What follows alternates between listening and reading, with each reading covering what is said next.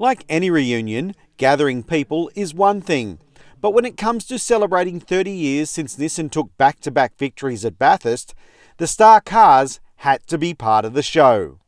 Championships between 1990 and 92 by Jim Richards and Mark Skaife, as well as the Bathurst wins in 91 and 92 in the all-conquering GTR, are legendary. And so is the guy who headed the charge, Fred Gibson. It was a team. It was very much a team. It's a team effort. And there's no one stands out and no one's equal. I was as equal. We're all as equal. All got to do our job and do our job well. And I think that bonded together very well, and the team was very successful. To see the cars and the famous nature of what those cars mean to Australian motorsport, but especially to our group, is extraordinary. And for Fred in particular, but for Jim Richards and I and plenty of the other drivers, the cars are a very special part of the history of this sport, and especially, Nissan's involvement in the game. Nothing was too hard.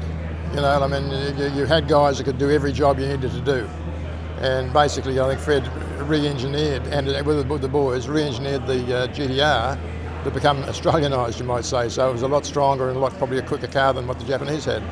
For Nissan, the Gibson Motorsport squad was a key part of the brand identity. The fact that the GTRs were run so professionally by Fred through the touring car rounds all around Australia, and then the big Bathurst wins were really a lift to the company overall. The Gibson Motorsport operation set new standards of professionalism, both on and off the track. And that sort of reflects back into the people as well too, because they know that if your leader's trying to get the best out of what you've got, and giving it everything you've got, then everybody sort of rises to the occasion as well.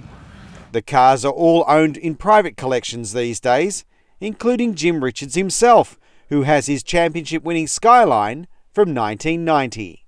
The cars were underdogs, you might say, but that car, the HR31, was probably one of the nicest cars I drove. When I say nice, I mean quick.